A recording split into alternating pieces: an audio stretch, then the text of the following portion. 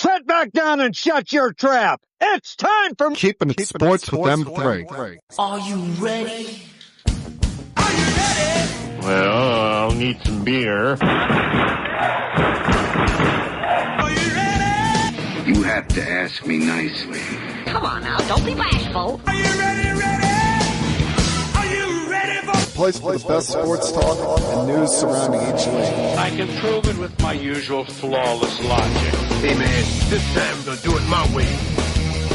What's your name again? And now, here's your host, M3, Mike Rosansky. Coming to you from Cherry Hill, New Jersey. It's time for Keeping It Sports with M3, powered, as always, by the Connecticut School of Broadcasting. Good afternoon, everyone. I'm, of course, your host, Mike M3 Rosansky. Come to here on this Monday, the 17th day of August.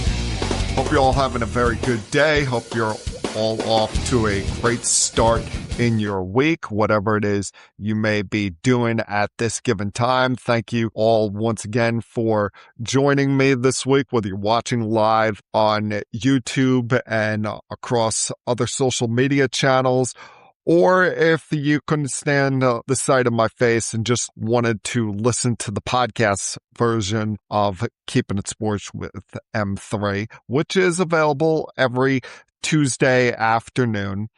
That's more than welcome. I appreciate any and all support. Just remember, share with your friends and fellow sports fans out there that feel like listening to someone rant and rave about their thoughts on the sports world on a given week, where they can find the podcast. Now, you can pretty much find Keeping It Sports with M3 on almost any given podcast platform that's out there.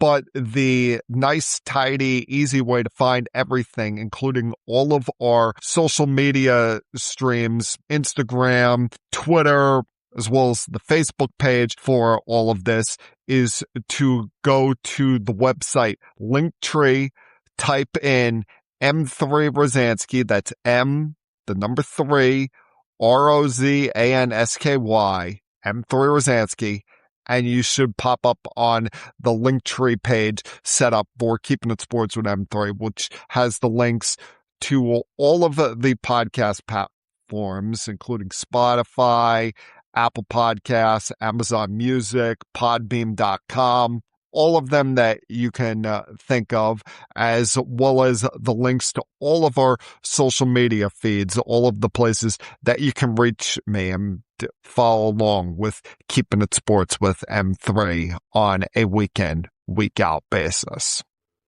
Now, as the weeks go on here, people, we are getting closer and closer and closer to the start of the NFL season. You can feel it in the air. You can feel the buzz in the air as we're now just 23 days away from things kicking off in Seattle with the opening night game between the Seahawks and the Patriots.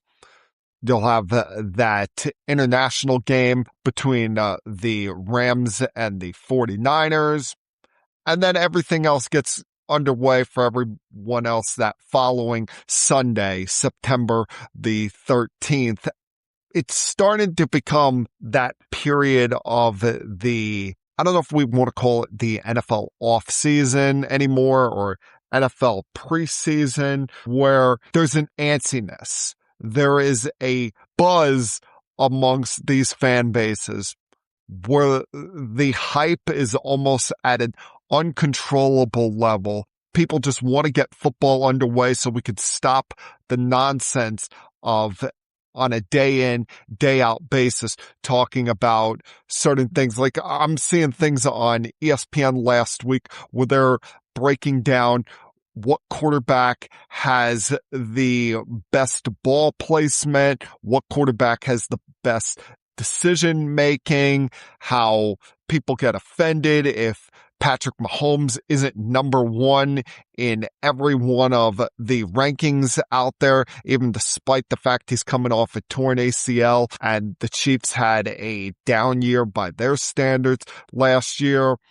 getting hard to find someone on TV that is not picking the Rams as the overall favorite to win the Super Bowl this year, whether they have Aaron Donald or not. They're coming in with a stacked roster after the big trade in the offseason to bring in Myles Garrett. And trust me, I'm one of those that is likely going to pick the Rams as my Super Bowl prediction when I put out predictions the week of the season getting underway. But the idea of going Rams or the field and making that prediction every single day becomes a little bit nauseating.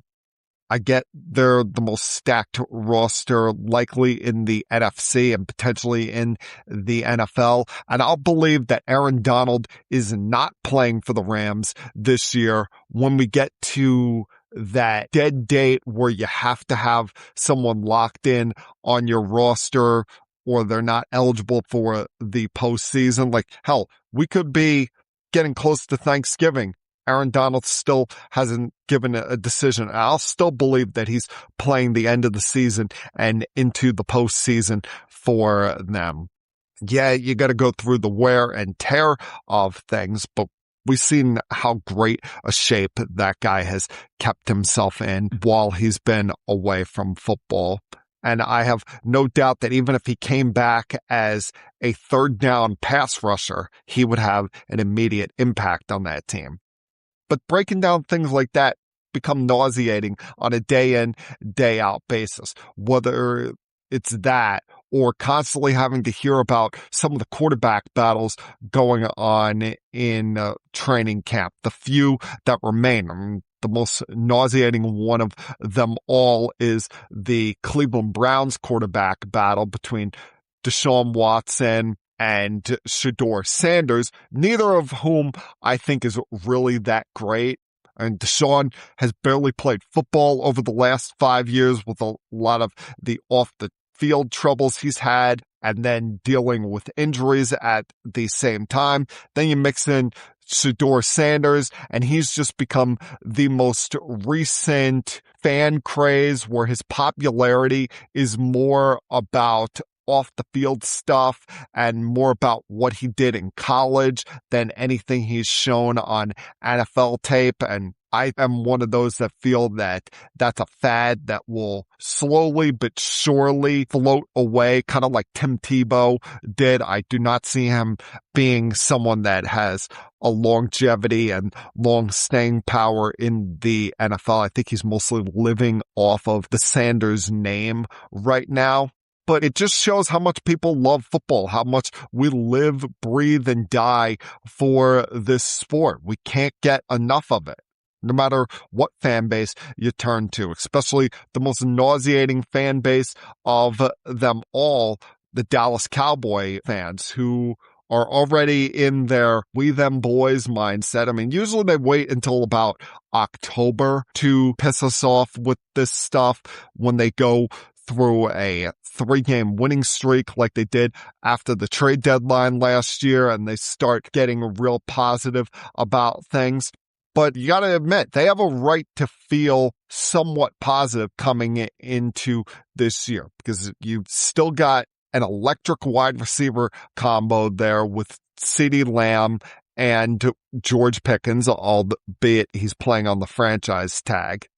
Dak Prescott usually does not have 2 bad years in a row. And when I say bad, I mean 2 years in a row of the Cowboys not being in the conversation as far as playoffs are concerned. Remember, last year, they got off to a hideous 3-5-1 start, went on that aforementioned 3-game win streak after the trade deadline, after they made some moves to upgrade their very hideous defense. And trust me, with how poor that defense played in the first 9 games of the season, anything was truly an upgrade at that point.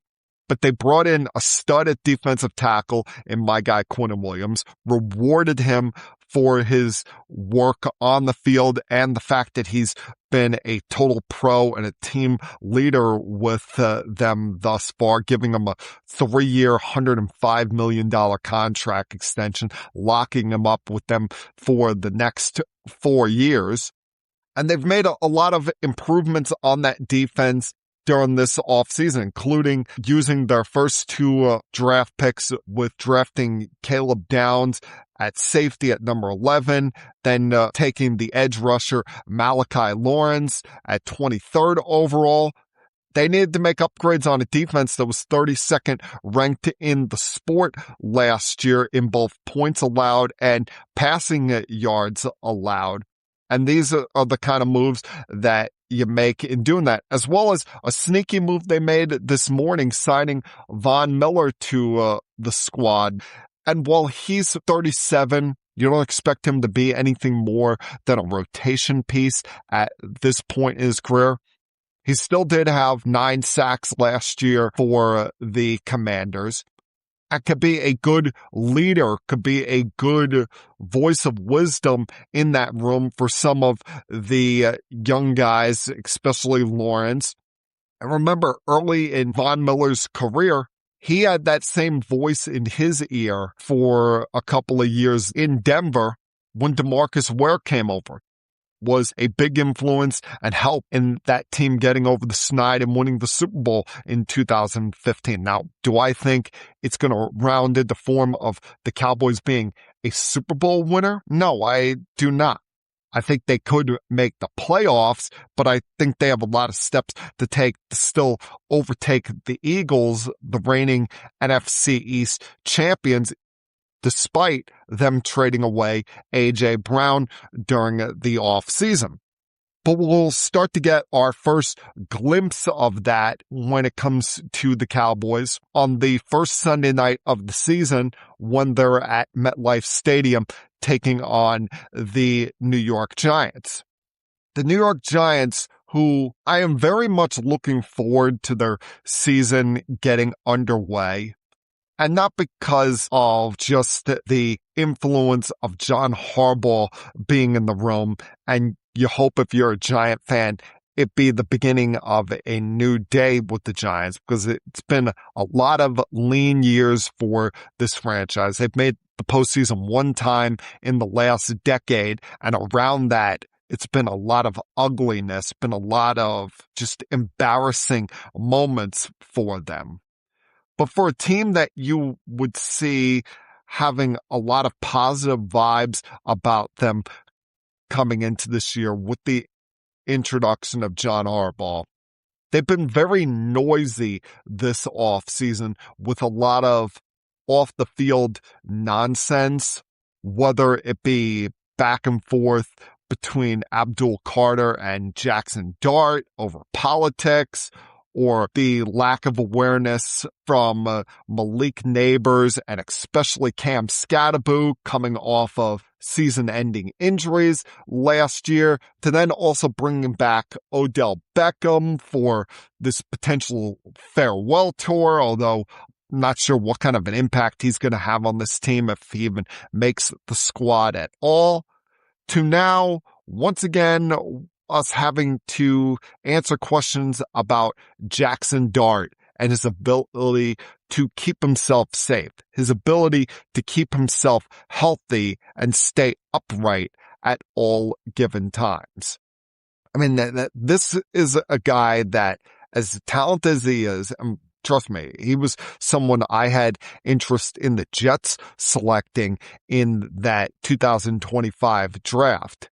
He can be a bit of his own worst enemy on the field at times. Well, he says all the right things, or most of the right things, in his post-game press conferences and when speaking to the media, and then his leading up to the draft last year, although was a bit confusing some of the things he was saying when he was meeting with John Gruden.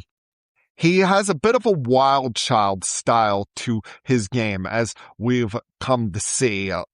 You saw 5 occasions where he went into the blue medical tent to have himself checked for a concussion when the independent neurologist looking over the game saw something that they should check out after certain hits that he took.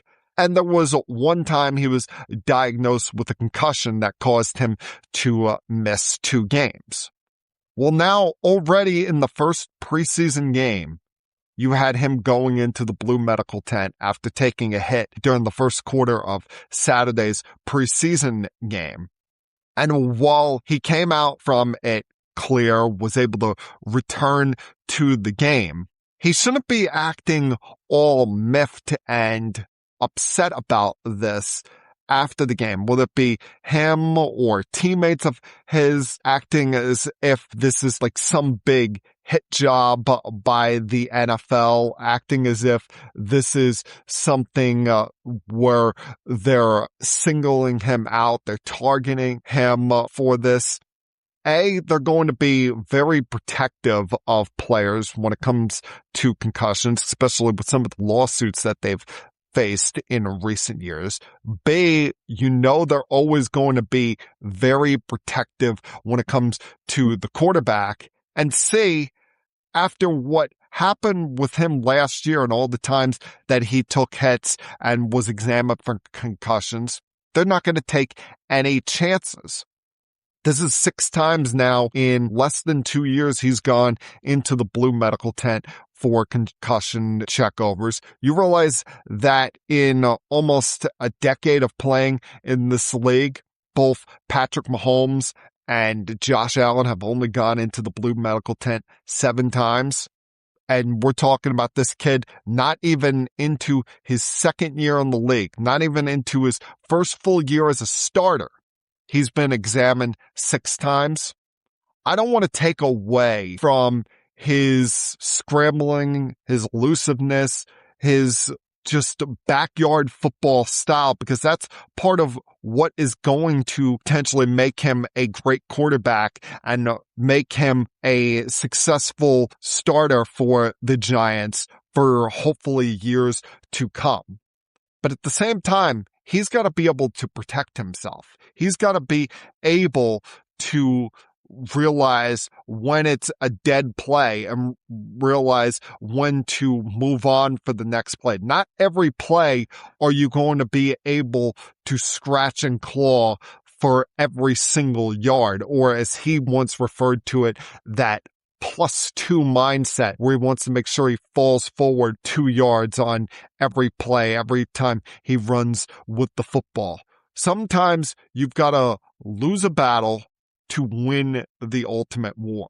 And you're not going to win that war with Jaxson Dart on the sidelines. While I respect him as a leader on that team, you're not going anywhere with Jameis Winston as your starting quarterback.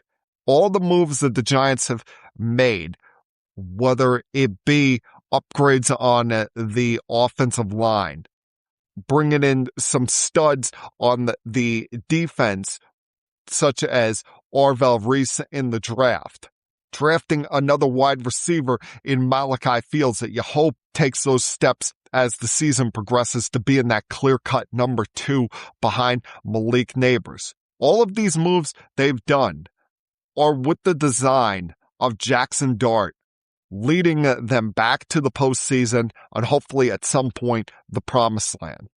But that promised land is not going to happen if he keeps putting himself in bad positions and putting himself in reckless positions. You love the kid's enthusiasm. You love his arm strength and his ability to pick apart defenses. You love a lot of what you've seen, a lot of the physical attributes that you've seen from him on the field so far. But the key is keeping him on the field. And if it means scaling back some of the recklessness while still scheming to get his best attributes possible out there and using those God-given abilities, then so be it. Hopefully, as this goes on, he begins to mature and realize his importance to this team and realize that the league is not out to get him. They're not on some witch hunt. They just want to keep him in the best position to have success possible, as well as avoid any more lawsuits. All right, a lot more I want to get to as this podcast goes on here. A few more things on the football front to get to coming up here. Also mixing some thoughts on the NBA schedule released last week. Also give you some thoughts on the passing of legendary MLB pitcher Tommy John over the weekend. So plenty to get to over the remainder of this podcast. Glad you guys could join me once again this week. And like I tell you each and every single Monday at this time, please sit back, relax, help put your feet up if you feel like it, and continue keeping it sports with M3. I'll be back.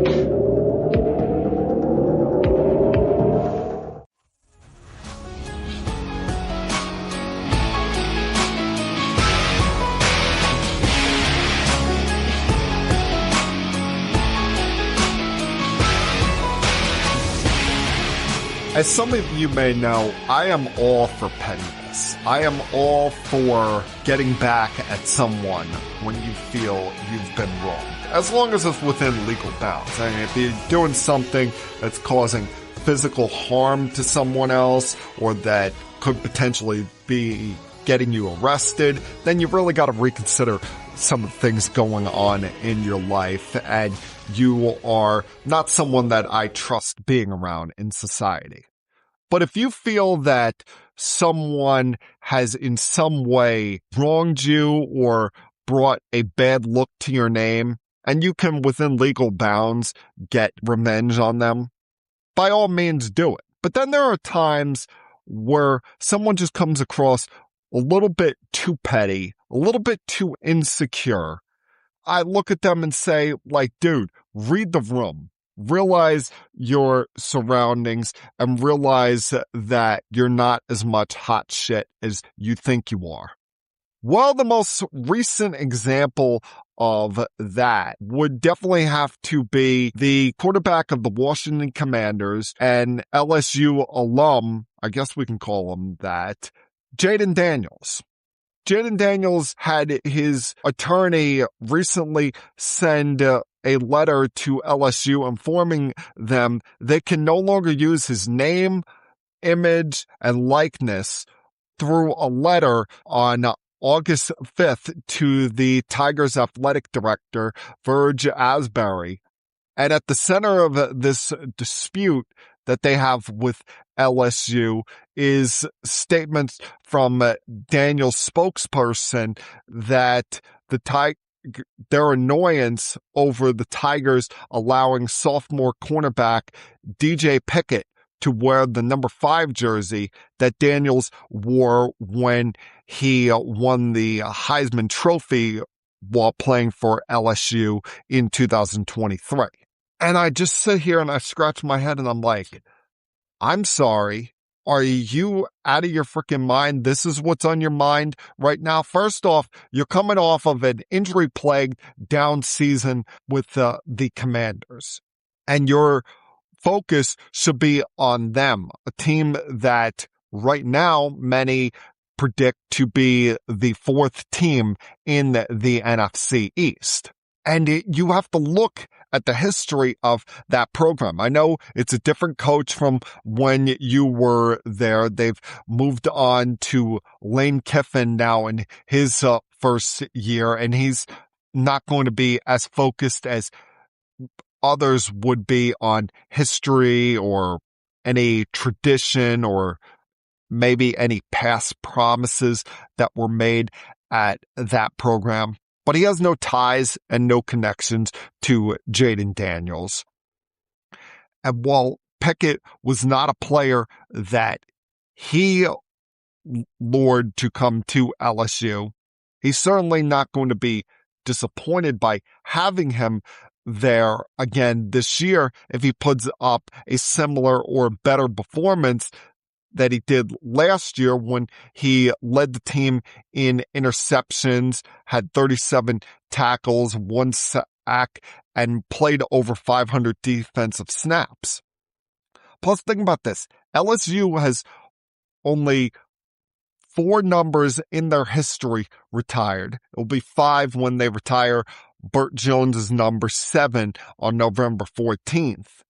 And amongst those 4 soon-to-be 5 numbers that are retired, it does not include the number 9 worn by Joe Burrow in 2019 when he not only won the Heisman Trophy Award, but led them on a 15-0 season that resulted in them winning the college football playoff national championship.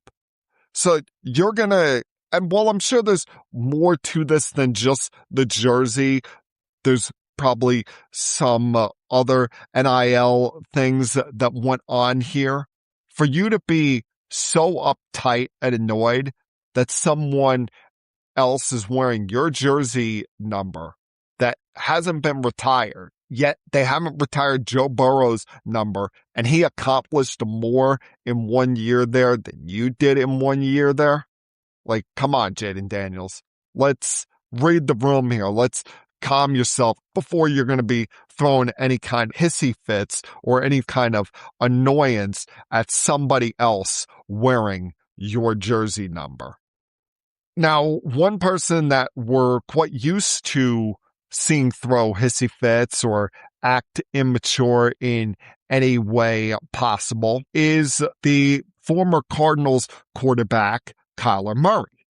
But Kyler Murray has nothing to truly be complaining about right now, as he was last week, even before they played one preseason game, named the starting quarterback of the Minnesota Vikings. So if you keep a track at home, folks, that makes it 4 consecutive years in which the Minnesota Vikings, unless he gets hurt during the preseason here, it'll be 4 consecutive years where the Minnesota Vikings have a different starting quarterback in week 1. You want to go Kirk Cousins, then to Sam Darnold, then last year, J.J. McCarthy, now Kyler Murray. They went to Kyler Murray this offseason, signed him after he was released by the Cardinals because they wanted competition to push J.J. McCarthy, the former number 10 overall pick in the 2024 draft, and because he has not jumped to the levels that you would have hoped for at a first-round quarterback draft, you've seen changes there in Minnesota, starting with their general manager getting fired during the offseason for failure to settle at the quarterback position, amongst many reasons there. And now a decision like this could put Kevin O'Connell on the clock, could put him in jeopardy of losing his job if the Vikings have another down season and miss the postseason in a conference that looks stacked and a division in the NFC North that looks like it could be the most competitive division in the NFL. Because you look at this division, the NFC North, there's not that team that you look at and say they're an absolute doormat. See, around the rest of the NFL, you can look at least one team in almost every division and say they're either a doormat or they're a team that right from the get-go, we don't expect them to be anywhere near playoff competition. If things break right and Kyler Murray has a strong season with the Vikings, like, say, Sam Darnold had for them 2 years ago, you could see them back in the postseason. There's constant turnover every single year when it comes to certain playoff spots. We usually see at least 5 or 6 new playoff teams every year compared to the previous season. So after a bad year last year, Kevin O'Connell really needs to have a good season this year, especially when you take into consideration the fact that Sam Darnold, who they let go via free agency, went on to win the Super Bowl with the Seattle Seahawks.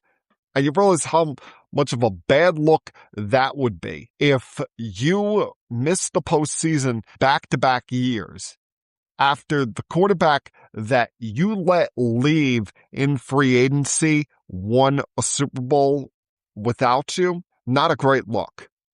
And J.J. McCarthy, his complaining, and I do consider this complaining over the last couple of days, when he talked about the quarterback competition, saying that there were so many things out of my control, like the heat today. It's just really having the disconcernment to figure out which of the two quarterbacks, and that was one of the things out of my control, and me attacking and optimizing every opportunity, which was in my control. That's all I was focused on. Like, dude, this competition was 100% in your control.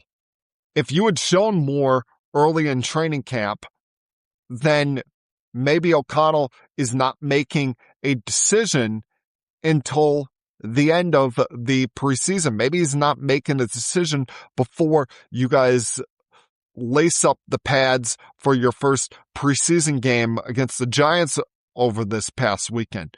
Hell, maybe if you played better last season, they wouldn't be bringing in veteran competition, and they'd be only concerned with having a healthy backup for you and you being their guy going forward. There's nothing more that an organization hopes for than hitting on their own first-round draft pick at the quarterback position, because then you hit on that, everything becomes easier after that. You can work on filling the gaps around them and keeping them as protected and secure going forward as they hopefully lead you to that promised land. But you've shown them very little so far for them to be confident in you being that guy.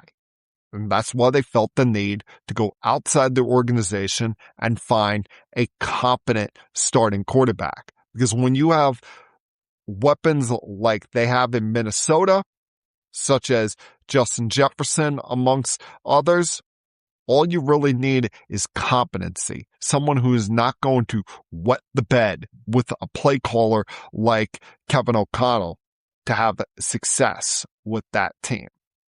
Now, for a brief moment, we're going to talk about my New York Jets. So if this is the moment you want to fast forward in the podcast or tune away, go right ahead. As a Jet fan, I'm not one of those Jet fans who is saying, oh, we have to go out there and stink the joint up once again this year, tank for a high draft pick. You have 3 first-round draft picks going into next year. I'm tired of this mindset of sucking for a certain quarterback prospect. I want to see the Jets win some games here. I want to see them be at least competent. It doesn't have to result in a playoffs this coming year because they're at best the third best team in their own division coming into this season behind the Bills and the Patriots. But I want it to not look like a circus like it was last year, not be a dumpster fire, not be everybody's homecoming game, be where teams are actually having to prepare for us on a given Sunday. It would be nice if our defense learned how to intercept the ball, something they didn't do at all last season. But I want to see competency from this team. I don't think that's too much to ask for because you keep being just downright dreadful and awful. At some point, your best player on offense, Garrett Wilson, is going to have enough and he's going to want out. He's not going to want to see the end of this thing, not going to want to see the light at the end of the tunnel when it comes to the Jets and hopefully building them into a winner at some point. while I don't take much out of these preseason games, I just want everyone to get through them as healthy as possible. There is one goal in these preseason games besides everybody's health and avoiding injuries. And that's why I don't think you're going to see Breece Hall in any more of these preseason games after he left practice with a right groin injury on Monday. They're going to put him in bubble wrap and tell him, just be ready for when we get things going for real on September 13th in Tennessee against the Titans. But what I want to see in these preseason games is reasons for Cade Klubnik to show us more. I want his play to say, oh, I gotta see more of that kid, or maybe there's something there. I'm under no grand illusions that we've found the answer at quarterback for the Jets, but I'm also not ignoring the possibility that he isn't the answer for the Jets. And every so often, you have a quarterback prospect that, for whatever reason, falls in the draft, whether it be they had a up and down final season in college, like he did last year at Clemson, or there's something that these draft evaluators miss in their process of evaluating a quarterback. We've seen several quarterbacks who went on to have very long, successful careers in recent years fall in the draft. Russell Wilson was a 3rd-round draft pick. Dak Prescott was a 4th-round draft pick and has turned himself into an MVP caliber quarterback. Hell, we've seen the success that Brock Purdy is having with the 49ers, and he was Mr. Irrelevant. So it can happen. It does happen where a quarterback somehow slips through the cracks and becomes a successful quarterback despite not being that 1st-round draft pick. So I want to see more of Klubnik during this preseason. Give us a reason to say that things aren't going well at the end of September with Geno Smith. Then let's slide Klubnik in there and let him play this year and see if he can be a viable answer at quarterback. And if he can, then good. You're ahead of the game and you can use those draft picks that you have in other places. If not, then you look around and you say, you know what? It was worth a try. Now we're going to use one of our 1st-round draft picks to draft our guy. Or you potentially package a couple of those picks up and you move up in the draft and go get that guy. So while I'm not holding my breath that he is the guy, I'm also not ruling out the possibility of it.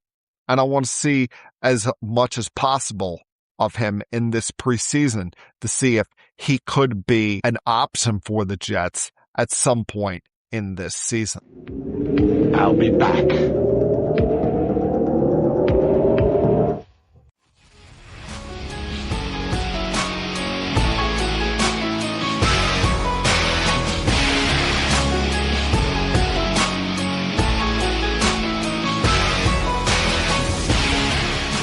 Saw last week that Russell Westbrook retired, ending his 18-year career in the NBA. And my feelings toward Russell Westbrook were very mixed bagged as a player, because I'm not going to hold it against the guy, the fact that he didn't win a championship, but he, as a lead guy, was never able to get the job done. And I always felt that he, for whatever the reason, was a bad fit when it came to being a championship level player. He was more concerned at times with his own numbers, it felt like, and him putting up the number of triple doubles that he did, than he was about the overall team concept of the game. Now, don't get me wrong. He was an electrifying player to watch, and he put up some incredible numbers during his career. Was the first player since Oscar Robertson to win the MVP while recording a triple-double at the same time. In fact, that when he did that in the 2016-2017 season, it not only was the first triple-double over the course of a full season by a player, but it would be the beginning of a stretch where he would do it 3 consecutive seasons and 4 times in a 5-year span, including in the 1 year that he played for the Washington Wizards. You can't take away anything from the numbers that he put up. He's going to be in the Hall of Fame at some point, though. The thing that, while I didn't like his playing style, I did respect the fact that he was one of these no-nonsense guys on the court. He was one of these guys where you watch him play and it's like he would rip the heart out of an opposing team or opposing player, but was more than willing to be friends with someone off the court. The second the whistle blew to start the game, it's like, I'm not your friend. We are not buddies. We're not pals. After the game, hey, what's up, bro? Dap it up here.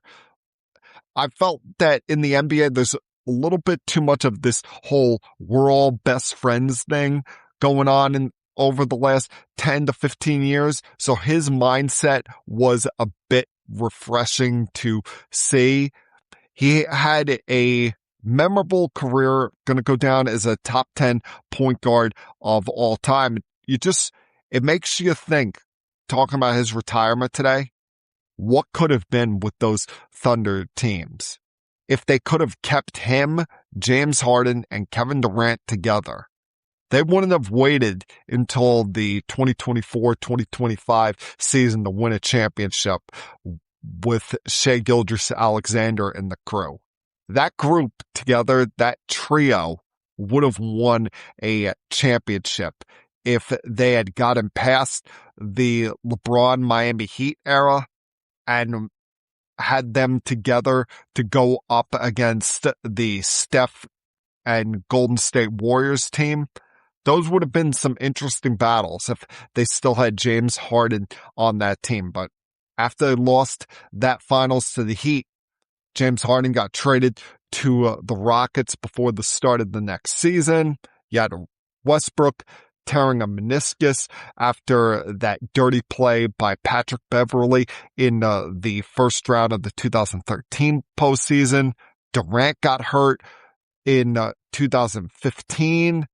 And then they blew that 3-1 lead against the 73-win Golden State Warriors in 2016 before Durant jetted out of town to go join the Warriors that summer. So there was always a lot of what ifs and a lot of, moments with that Thunder team where you just sat there and wondered what could have been. Now, one of the many teams that Russell Westbrook played for made the news recently as the Los Angeles Lakers were once again sold over the last week to a group led by Josh Kushner and Bob Iger for an astounding $12.5 million.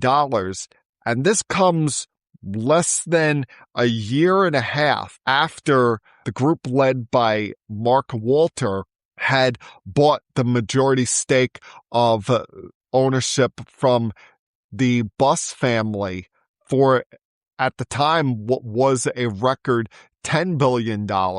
And now he's selling the team amidst some potential legal troubles that him and his business partners are going through. In case you haven't been paying attention to the news as of late, Walter, who has built quite the financial empire in the insurance company industry, is under federal investigation for alleged tax fraud by other companies tied to him.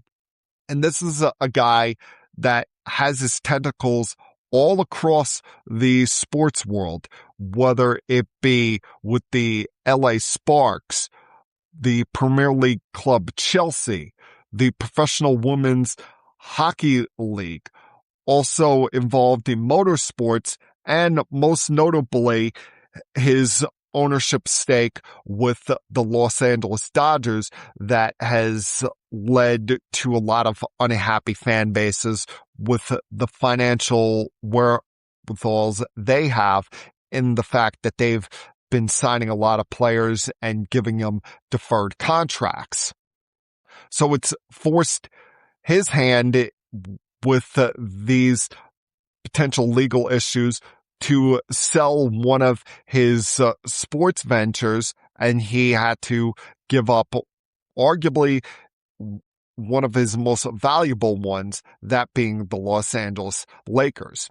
It makes you wonder how much of this LeBron knew about, and if this ownership change had happened, say, about 2 months ago, would LeBron James had stayed with the LA Lakers? Did he know that there was a potential change in the hierarchy coming here, and him seemingly having a falling out with ownership in the last year, with them being more focused on Luka Doncic than him? He knew about this change in ownership. Would he have stayed with the Lakers? That's an answer we'll probably never have. That's something that maybe LeBron will give us when his career is done and over with. His career, though, takes its next chapter at the start of the 2026-2027 season, at the very start of the season. And what a surprise. He's playing on opening night. Shows you that Adam Silver wasn't joking when he said that he was waiting for LeBron to make a decision on where he was going to play next year before they came out with the schedule, as the Lakers will be opening things up at Madison Square Garden on Tuesday, October 20th, against the defending NBA champions, New York Knicks. Now, the NBA did not properly advertise their opening day of the NBA season, because in most people's minds out there, they think the season is starting with that 76ers Knicks game on NBC Peacock at 7 p.m. No, the season's starting at 3 p.m. that afternoon when the Boston Celtics played the Detroit Pistons up in Boston. Why the hell are you having a game at 3 p.m. in the afternoon on a Tuesday as your first game of the season? It's bad enough your first game of your regular season does not feature your NBA champions. It's bad enough that you're taking away some of the lure and shine of their opening night when they're getting their rings and raising their banner to the Raptors by having LeBron James in the building. But you're having a game on a Tuesday afternoon to start your season, a game that, unless you're a diehard Detroit Piston or Boston Celtic fan, it's going to be me and about 10 other people outside of those markets watching that game, as I don't work on Tuesday afternoons. Like, what thought went into that? What ideology went into scheduling that, putting the Celtics against the Pistons on a Tuesday afternoon to start your NBA schedule for 2026-2027? That makes no sense whatsoever. To follow that up, putting LeBron in the Garden when it should be all focused on the Knicks, you should have had, if you're going to have the Celtics on opening day, have them play the 76ers. Get Jaylen Brown back in Boston. Don't have us wait until January for the first time that he's going to be going there.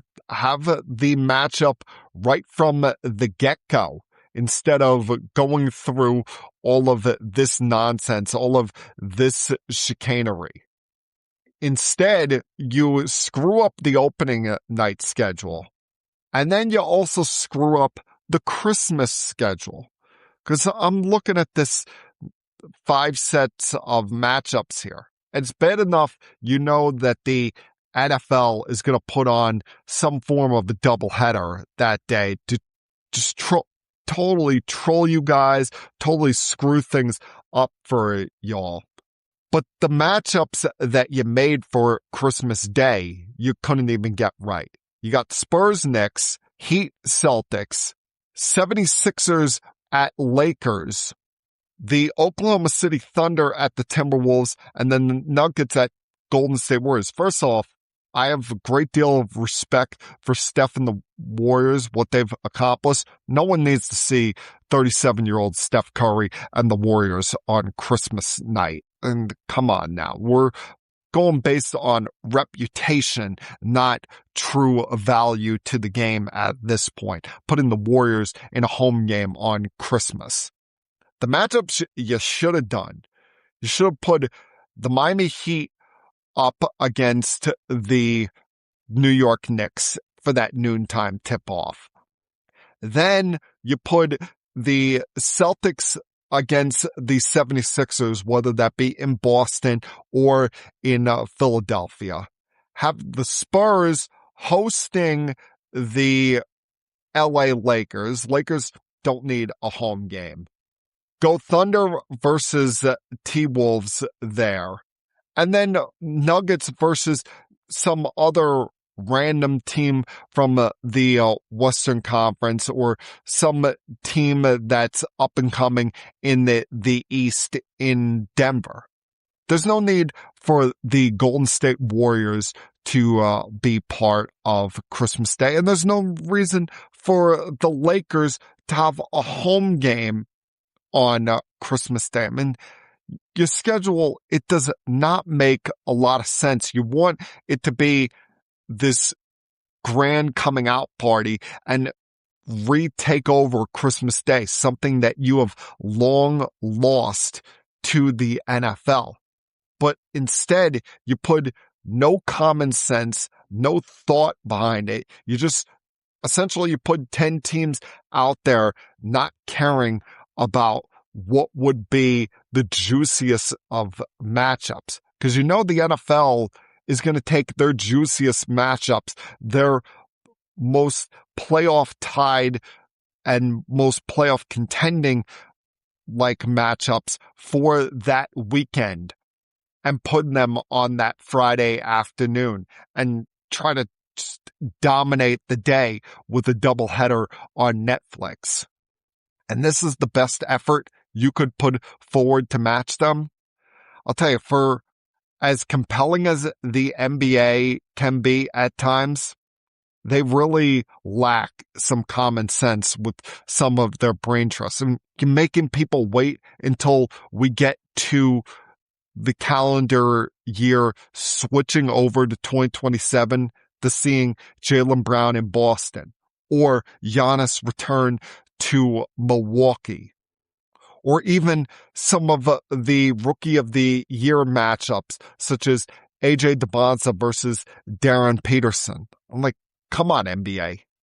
Stack the schedule early on. Get people excited about it. Otherwise, this is what leads people to saying that, hey, maybe your season shouldn't begin until Christmas. And even then, you didn't do right by it. I'll be back.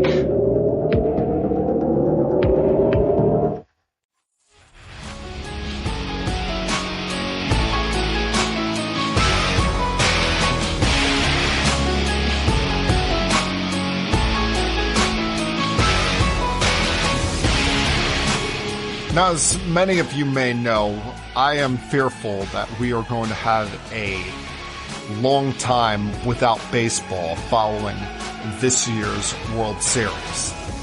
And the reports that came out last week coming from the Baseball Players Association don't make me feel any more confident about baseball starting on time to start the 2027 season, especially when you see the reports that under no way, shape, or form will the Players Association accept the salary cap. I have been forthright on this. I am 100% in support of the players on this. I never understand why fans out there side with the billionaires over the millionaires. Yeah, the players get paid an exorbitant amount of money to play a sport that a lot of people out there claim that they would play for free. But these guys were given God-given abilities that they only have one chance at this thing called a career. So why not get as much as you can from these silver spoon billionaires who really never had to work hard for anything a day in their life? They price gouge the crap out of us when it comes to ticket prices, concessions, everything. I mean, I go to Yankee Stadium and the chicken bucket and fries is worth $30. The Yankees chicken nuggets are phenomenal. That's not a $30 meal, folks. The 99 burger, phenomenal. It's not a $20 burger. I can tell you that much, especially if you see the size of this thing.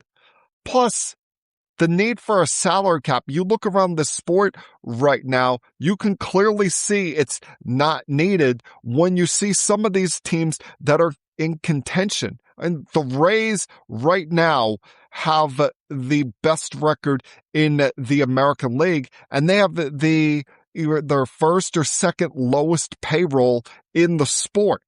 They got a 5.5 game edge on the Yankees for the division, and they've probably got a starting lineup that combined is making as much this year as what Aaron Judge will make this season. And Judge hasn't played since May.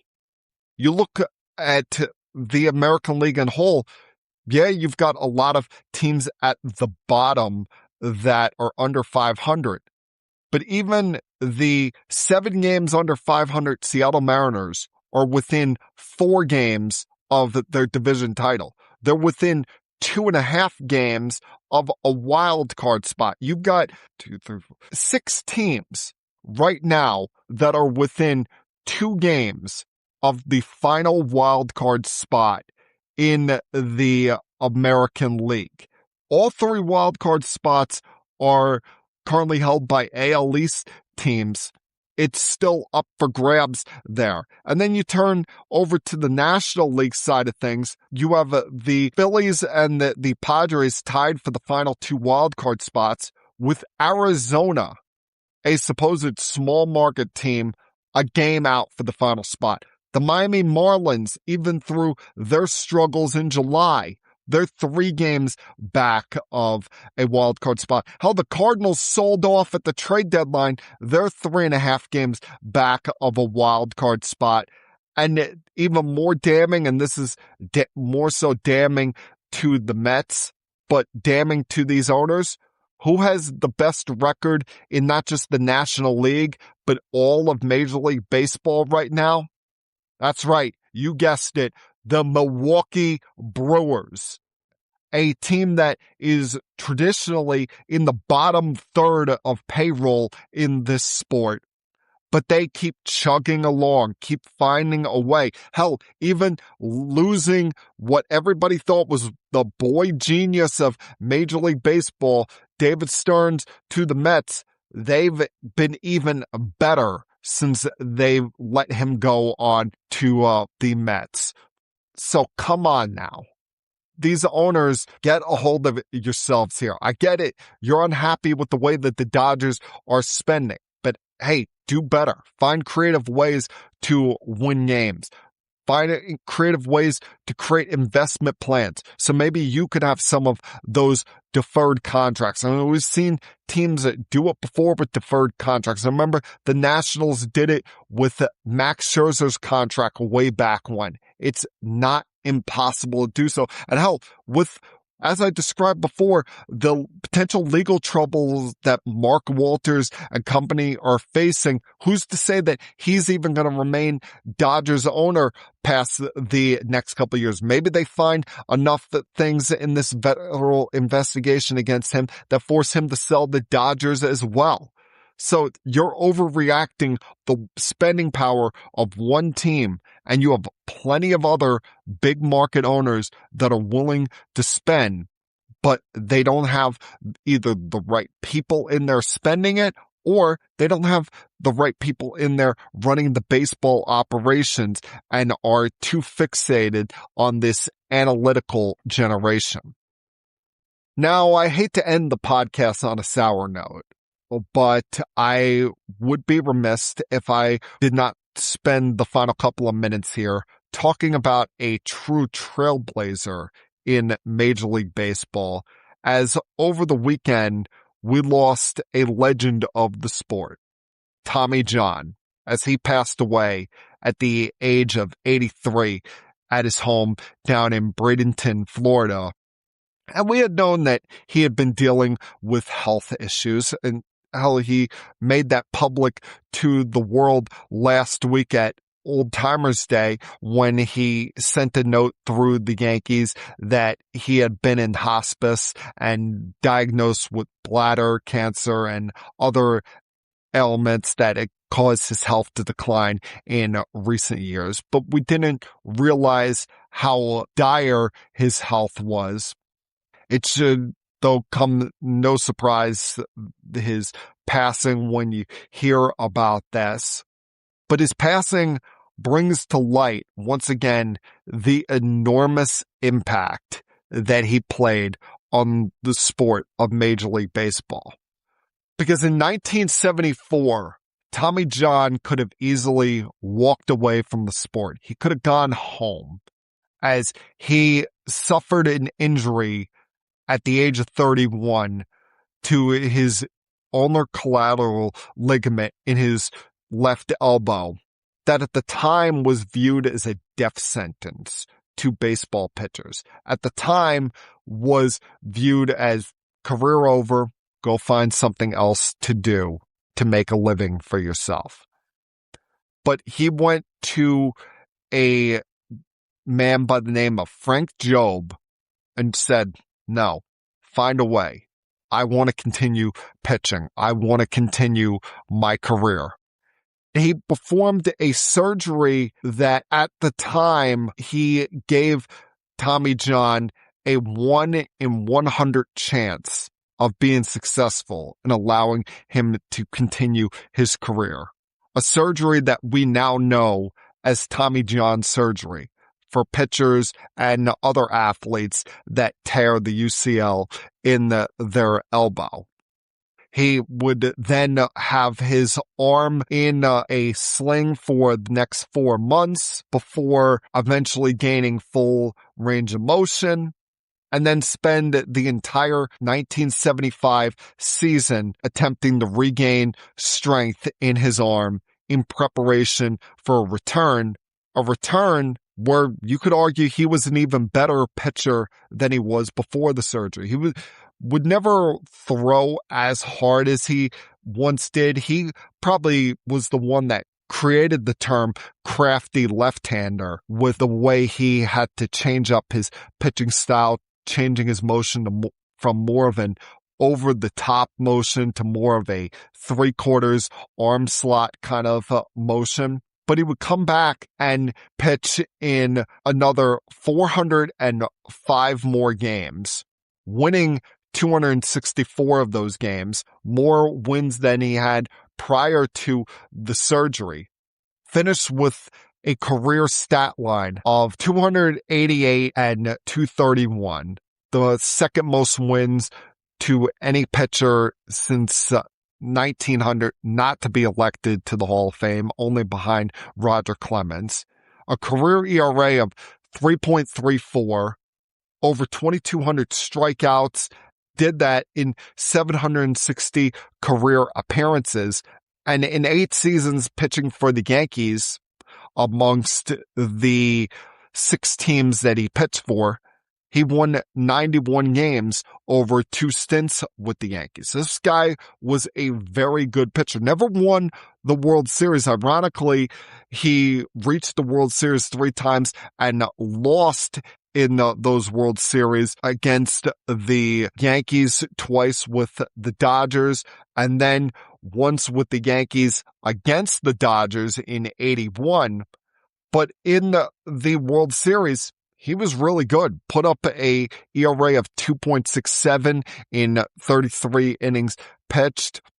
On 3 separate occasions after getting Tommy John surgery, he would win 20 games. This was a guy that was a really, really, really good pitcher. Some would even say great pitcher for a long time. His tenaciousness, his willingness to evolve after surgery and be the guiding light for a surgery that has changed the careers of many pitchers, thousands of pitchers since then, allowing players to continue on with their career. He left a remarkable impact on this sport. And it's a shame because at some point in the future, he's going to get inducted into the Baseball Hall of Fame. I mean, he already has things in the Hall of Fame in Cooperstown honoring him, including, I believe he gave them the cast that he wore while recovering after the initial Tommy John surgery. But for 15 years, he was on the ballot from 95 to 2009 and never received more than 31.7% of voting. Fell well below the 75% requirement line. Like, the guy won 288 games, had a low 3s ERA. What more did he have to do?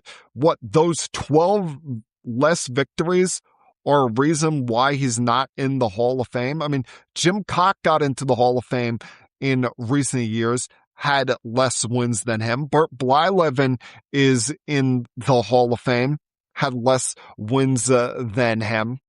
But Tommy John is not. And Tommy John was probably a better pitcher than both of those guys. Like, come on now. What are we doing? It's a shame that he's not going to enjoy the fruits of that eventual, honor it will be to be in Cooperstown. I'll tell you, just like with the NBA, I was criticizing them before. There's a lot of things that Rob Manfred could do that would make him an instant fly-by-night success with baseball fans all over the place. More so than concerning himself with getting a salary cap in baseball, which for a guy that has talked about potentially retiring in the next couple of years, it seems like that's his lone remaining goal. You want to win over baseball fans? These are the 3 things that he could do tomorrow and would have everybody saying, you know what? Rob Manfred's doing the right thing, even more so than trying to get a salary cap or the ridiculous Manfred man rule when it comes to the runner on second base to start extra innings. All right. Number 1, give Armando Galarraga his perfect game and allow Jim Joyce to sleep well at night. Number 2, strip the Houston Astros of the 2017 World Series. And number 3, put both Pete Rose and Tommy John into the Baseball Hall of Fame. That's honors that is long overdue and that both of them earned with their playing careers. But instead, he's more concerned about a freaking salary cap. But hey, a remarkable career, remarkable life, a trailblazer, and an impact on this sport that not many have ever had. Hell, not many in any other sport have ever had, more so than Tommy John. And rest in peace, Tommy John. A just impact that will live on forever and never be forgotten. And that, my friends, was Keeping It Sports with M3 from Monday, August 17th, 2026. Everyone, please have a great night. Have a fun, safe, happy, healthy week. Remember, folks, you get one life, so you might as well try to live it up to the fullest. And I'll talk to you guys again, same time, next week. Until then, peace. We have to go. Good night, everybody. I have had enough of you. Thank you for all the fun. Thank you. Hey, shut up, will you? I don't want to see you, I don't want to hear you, and I don't want to smell you. Now leave. I'll be back.